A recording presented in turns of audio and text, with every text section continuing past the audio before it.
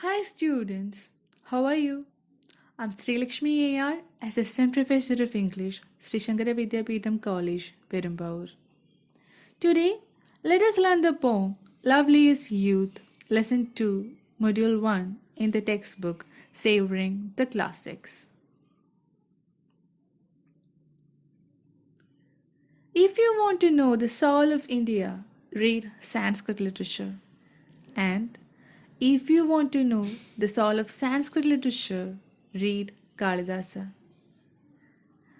If anyone could be called the greatest literary figure ever produced by the Indian subcontinent, it is Kalidasa.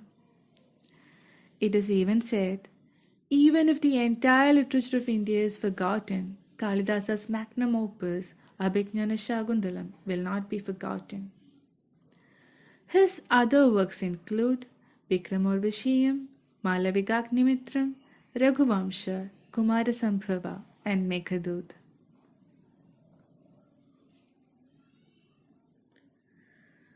The play Abhignana Shakuntalam centers on King Dushyantha's love for the maiden Shakuntala, whom he sees during a hunting expedition. He marries her by a ceremony of mutual consent, but obliged by the affairs of the state, Dushyanta returns to his palace, gifting Shakuntala his royal ring as a pledge. Soon a series of mishaps follow, leaving Shakuntala in grief, but eventually they are united. The excerpt Lovely is Youth is from Shakuntala, J.G. Jennings' translation of Abhignana Shakuntalam. It is sung by a page in King Dushyantha's court and reflects on the nature of life. Let us read the poem. Lovely is youth, but quickly is it flown, as some sweet air that comes, but whence unknown. Fair is the noon, but swift doth the sun fade, and peering shadows steal and fill the glade.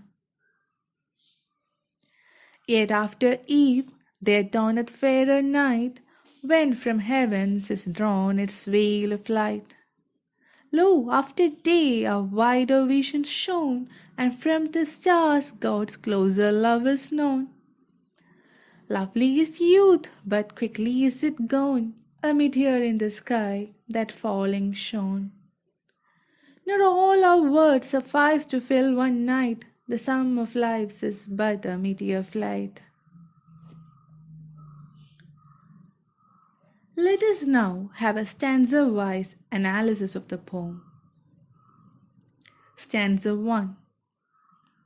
The poem begins with a striking statement, Lovely is youth, but quickly is it flown. Youth is the most beautiful phase in one's life and a recurring motif in literature. For example, Lord Byron, in his poem All for Love, declares, The days of our youth are the days of our glory. But the problem is that youth is not long lasting. The poet thus captures the idea using a remarkable simile. He says that youth is like a gust of sweet air. It comes suddenly, but nobody knows where it comes from. It has to be pointed out that the present simile, which brings into conjunction youth and gust of air, is perfectly appropriate and extremely powerful. The figure of speech throws light on the transient nature of youth by bringing it in comparison with air, which is invisible and intangible. The writings of Kalidasa are studded with brilliant similes, and hence it has been said, Upama Kalidasasya.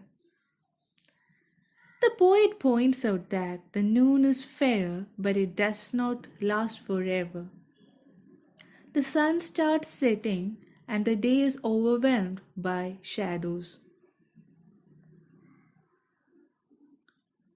Stanza 2. The second stanza amplifies on what is said in the opening stanza. Evening gives way to night, which the poet feels is more pleasant and relaxing because of the presence of fair moon and millions of stars, and hence fairer. At nightfall, the veil of light is drawn from heavens and grand visions appear. This refers to the beauty of the moonlit earth, which is often more beautiful, calm, and soothing compared to the day. The stars twinkling in the sky appear to the poet to prove God's love for us. Kalidasa was a great lover of nature, inviting comparison with William Wordsworth and his poetry. As exemplified by the present stanza, the poet frequently reveals his passionate love for nature. Like Wordsworth, Kalidasa was able to see God's love in every aspect of nature. The stanza stands out for the spectacular metaphor, the veil of light.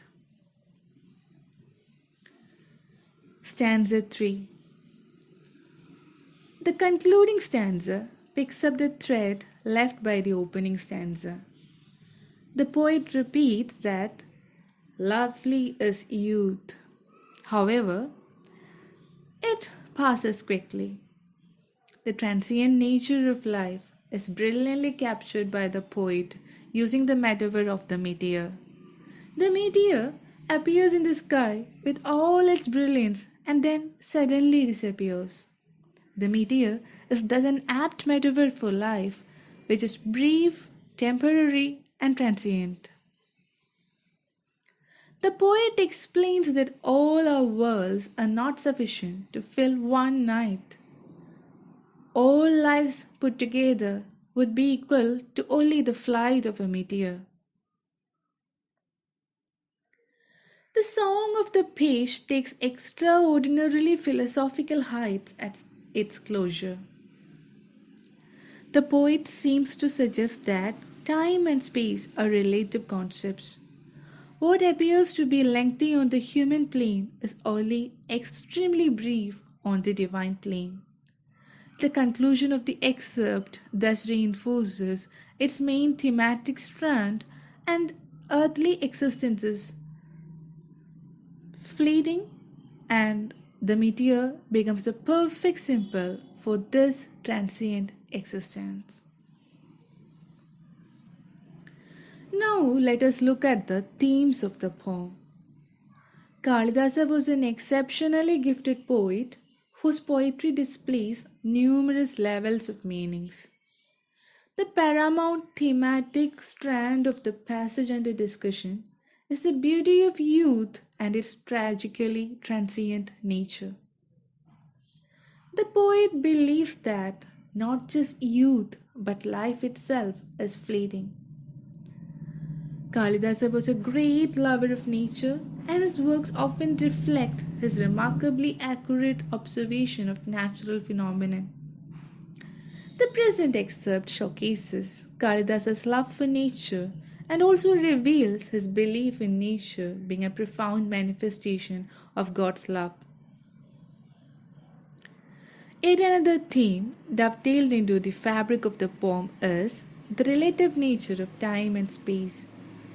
The closure of the passage strongly suggests that time and space are not absolute concepts. Let us look at the stylistics of the poem. The passage of our discussion is a song sung by a page of Dushyanta. It has been inserted into the text of Abhignana Shakuntalam. It simultaneously merges into the fabric of the text and also stands out as an independent piece. The song is organized into 3 stanzas of 4 lines each. The poet strictly follows the rhyme scheme AABB, CCDD, EEFF, where the final syllable of each line in a couplet rhymes with that of the other. The diction is simple and clear. The imagery is mostly taken from nature and is extremely powerful. The poet makes appropriate use of figures of speech like simile, metaphor, and simple. The integration between the thematic and the stylistic components of the passage is perfect. As a concluding remark, it may be said that this excerpt is from Kalidasa's Abhignana Shakuntalam, which the German poet, scholar, and philosopher Goethe observed. Wouldest thou the young year's blossoms and the fruits of its decline, and all by which the soul is charmed, enraptured, feasted, fed? Wouldest thou the earth and heaven itself in one sole name combine? I name thee, O Shakuntala, and all at once is said. For further references and studies, you may look into these resources. Hope this Hope this class was helpful to you. Feel free to raise your doubts for clarification. Thank you.